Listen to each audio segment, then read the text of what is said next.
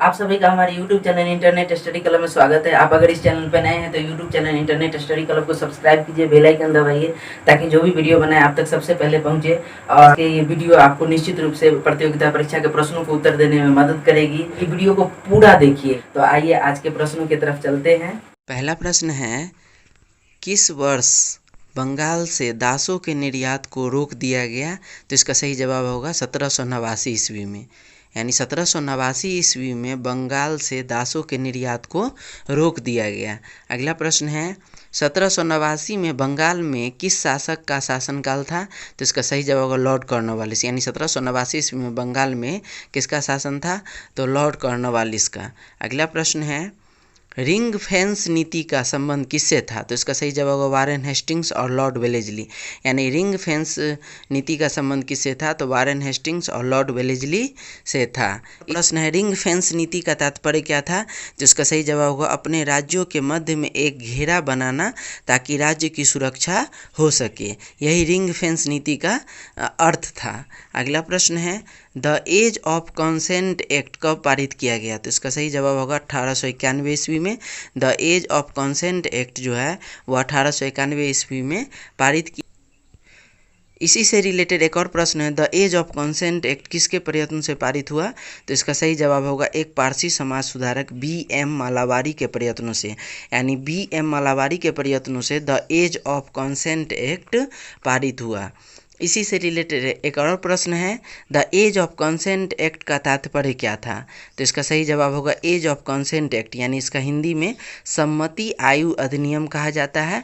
और इसका तात्पर्य था कि 12 वर्ष से कम आयु की कन्याओं के विवाह पर रोक लगाने के प्रावधान से संबंधित था। यानी the age of consent act में कहा गया कि 12 वर्ष से कम आयु की कन्याओं का विवाह नहीं हो सकता है।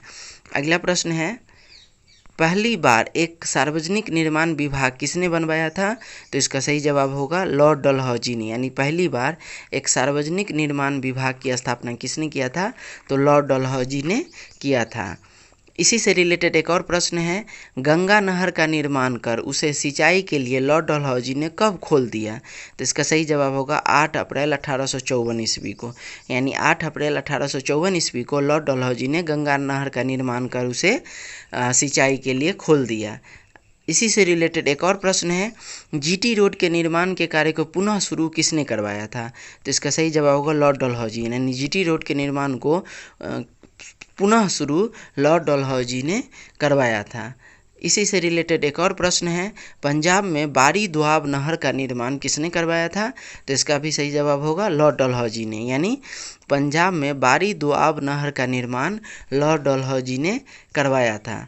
अगला प्रश्न है, ब्रिटिश संसद के सदस्य के रूप में चुने जाने वाले प्रथम भारतीय कौन थे? तो इसका सही जवाब होगा दादा भाई नौरोजी। यानी ब्रिटिश संसद के सदस्य के रूप में चुने जाने वाले प्रथम भारतीय कौन थे?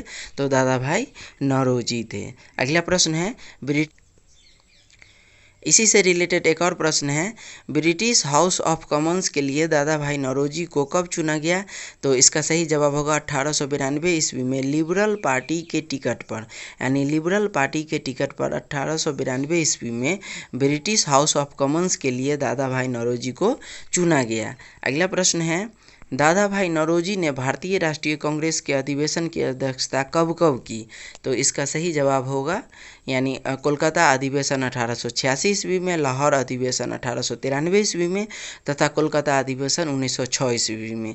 यानी 3 बार भारतीय राष्ट्रीय कांग्रेस की अध्यक्षता दादा भाई नौरोजी ने किया। पहला कोलकाता अधिवेशन 1886, दूसरा लाहौर अधिवेशन 1893 तथा तीसरा कोलकाता अधिवेशन 1906 ईस्वी में। अगला प्रश्न है, दादा भाई नौरोजी ने अपना निबंध poverty and un British rule in India का विमोचन कब किया? तो इसका सही जवाब होगा 1901 ईस्वी में। यानी the poverty and un British rule in India का विमोचन दादा भाई नौरोजी ने 1901 ईस्वी में किया। इसी से रिलेटेड एक और प्रश्न है, निबंध poverty and un British rule in India किस पर प्रकाश डालता है? तो इसका सही जवाब होगा भारत से ब्रिटेन जाने वाले धन पर प्रकाश डाला गया। यानी the poverty and un British rule in India में भारत से ब्रिटेन जाने वाले धन पर प्रकाश डाला गया है। अगला प्रश्न है, महात्मा गांधी एवं उनके विचारों से प्रभावित होने वाले प्रथम आदिवासी नेता कौन थे? तो इसका सही जवाब हो हैपअप जोरानांग। यानी हैपअप जोरानांग जो थे वह महात्मा गांधी एवं उनके विचारों से प्रभावित होने वाले प्रथम आदिवासी नेता थे। इसी से रिलेटेड एक और प्रश्न है, हैपअप जोरानांग ब्रिटिश काल में कहाँ के राजनीतिज्ञ थे? तो इसका सही जवाब होगा नागालैंड के राजनीतिज्ञ थे। यानी हैपअप जोरानांग जो थे वह नागालैंड के राजनीतिज्ञ थे। इसी से रिलेटेड एक और प्रश्न है, नागाओं का मसीहा के नाम से किसे जाना जाता था? तो इसका सही जवाब होगा हैपअप जोरानांग को। यानी नागाओं के मसीहा के नाम से हैपअप जोरानांग को जाना जाता था। इसी से रिलेटेड एक और प्रश्न है, हेराका धार्मिक आंदोलन की स्थापना किसने किया था? तो इसका सही जवाब होगा हैपअप जोरानांग। यानी हैपअप जोरानांग ने ही हेराका धार्मिक आंदोलन की स्थापना किया था। अगला प्रश्न है, बादशाह खान सीमांत गांधी फ्रंटियर गांधी के उपनाम से किसे जाना जाता है? तो इसका सही जवाब हो खान अब्दुल गफ्फार खान को। यानी खान अब्दुल गफ्फार खान को बादशाह खान, सीमांत गांधी और फ्रंटियर गांधी इन सभी उपनामों से जाना जाता है। इसी से रिलेटेड एक और प्रश्न है, खुदाई खिदमतगार ईश्वर का सेवक जिसका अर्थ होता है कि स्थापना किसने किया था? तो इसका सही जवाब होगा खान अब्दुल गफ्फार खान ने 1929 ईस्वी में। इसी से रिलेटेड एक और प्रश्न है, लाल कुर्ती आंदोलन किसने चलाया था? तो इसका सही जवाब होगा खान अब्दुल गफ्फार खान ने। यानी लाल कुर्ती आंदोलन किसने चलाया था? तो खान अब्दुल गफ्फार खान ने चलाया था। अगला प्रश्न है, कांग्रेस ने पूर्ण स्वराज की घोषणा सबसे पहले कहाँ की? तो इसका सही जवाब होगा लाहौर अधिवेशन 1929 ईस्वी में। यानी कांग्रेस ने पूर्ण स्वराज की घोषणा लाहौर अधिवेशन 1929 ईस्वी में किया। अगला प्रश्न है, कौन से अधिवेशन में गांधी जी को स्वाधीनता आंदोलन के नेतृत्व ग्रहण करने के लिए कहा गया? तो इसका सही जवाब होगा लाहौर अधिवेशन 1929 ईस्वी में। यानी लाहौर अधिवेशन 1929 ईस्वी में गांधी जी को स्वाधीनता आंदोलन का नेतृत्व ग्रहण करने के लिए कहा गया। अगला प्रश्न है, रॉलेट एक्ट का क्या अभिप्राय था? तो इसका सही जवाब होगा राष्ट्रीय एवं क्रांतिकारी गतिविधियों पर रोक लगाना। यानी रॉलेट एक्ट जो था वो राष्ट्रीय एवं क्रांतिकारी गतिविधियों पर रोक लगाने के लिए अपनाया गया था। इसी से रिलेटेड एक और प्रश्न है, रॉलेट एक्ट लागू कब किया गया? तो इसका सही जवाब होगा 19 मार्च 1919 ईस्वी को।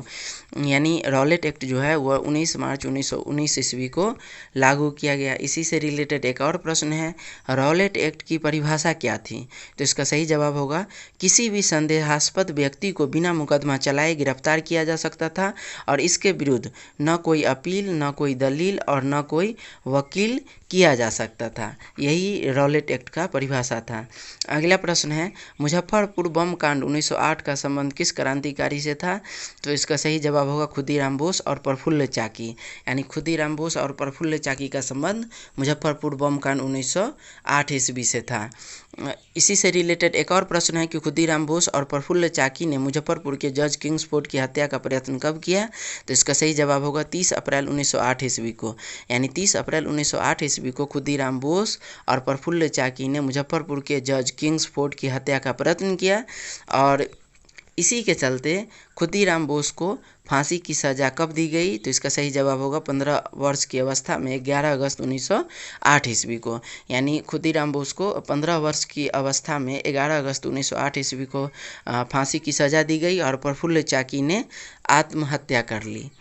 अगला प्रश्न है, सनातन आदिवासी महासभा से संबंध रखने वाले नेता कौन थे? तो इसका सही जवाब हुआ थेवाल ओराव। यानी थेवाल ओराव जो थे वह सनातन आदिवासी महासभा से संबंध रखने वाले नेता थे। अगला प्रश्न है, किसान सभा आंदोलन से सक्रिय रूप से कौन जुड़े हुए थे? तो इसका सही जवाब होगा स्वामी सहजानंद सरस्वती। यानी किसान सभा आंदोलन से स्वामी सहजानंद सरस्वती जुड़े हुए थे। इसी से रिलेटेड एक और प्रश्न है, स्वामी सहजानंद सरस्वती के द्वारा अखिल भारतीय किसान सभा का गठन कब और कहाँ किया गया? तो इसका सही जवाब होगा 1936 ईस्वी में लखनऊ में। यानी 1936 ईस्वी में लखनऊ में ही स्वामी सहजानंद सरस्वती के द्वारा अखिल भारतीय किसान सभा का गठन किया गया। इसी से रिलेटेड एक और प्रश्न है, बिहार किसान सभा की स्थापना किसने किया था? तो इसका सही जवाब होगा स्वामी सहजानंद सरस्वती ने। यानी स्वामी सहजानंद सरस्वती ने ही बिहार किसान सभा की स्थापना किया था। अगला प्रश्न है, किस ऋषि के बारे में कहा जाता है कि उन्होंने दक्षिण भारत का आर्यकरण किया या दक्षिण भारत को आर्य बनाया? तो इसका सही जवाब होगा अगस्त ऋषि। यानी अगस्त ऋषि के बारे में कहा जाता है कि इन्होंने ही दक्षिण भारत का आर्यकरण किया या दक्षिण भारत को आर्य बनाया। अगला प्रश्न है, इसी से रिलेटेड है कि तमिल साहित्य का पिता किसे कहा जाता है? तो इसका सही जवाब होगा महर्षि अगस्त को। यानी महर्षि अगस्त को ही तमिल साहित्य का पिता कहा जाता है। प्रथम तमिल व्याकरण अगतियम की रचना किसने किया था? तो इसका सही जवाब होगा महर्षि अगस्त ने। यानी महर्षि अगस्त ने ही प्रथम तमिल व्याकरण अगतियम की रचना किया था। अगला प्रश्न है, को छुपाने के लिए कौन से दंड की व्यवस्था की गई? तो इसका सही जवाब होगा मृत्युदंड। यानी मौर्य काल में टैक्स को छुपाने के लिए मृत्युदंड की व्यवस्था की गई। एक और प्रश्न है, मौर्य काल में देसी वस्तुओं पर कितना प्रतिशत कर लिया जाता था? तो इसका सही जवाब होगा 4%। यानी मौर्य काल में देसी वस्तुओं पर 4% कर लिया जाता था। अगला प्रश्न है, इसी से रिलेटेड है कि मौर्य काल में आयातित वस्तुओं पर कितना प्रतिशत कर लिया जाता था? तो इसका सही जवाब होगा 10%। यानी मौर्य काल में आयातित वस्तुओं पर 10% कर लिया जाता था।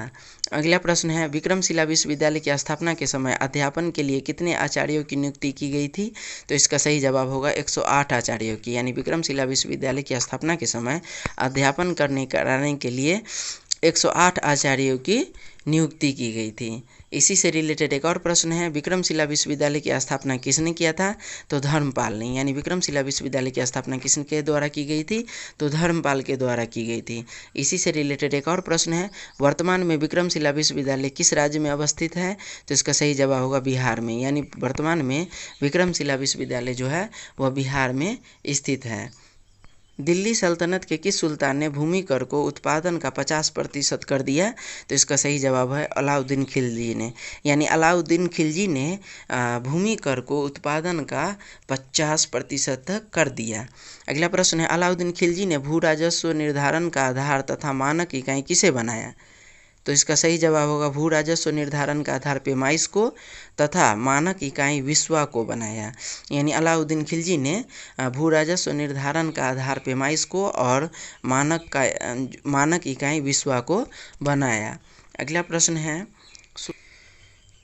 सुल्तानी युग में बौद्धों की कौन सी शाखा सबसे प्रभावशाली थी?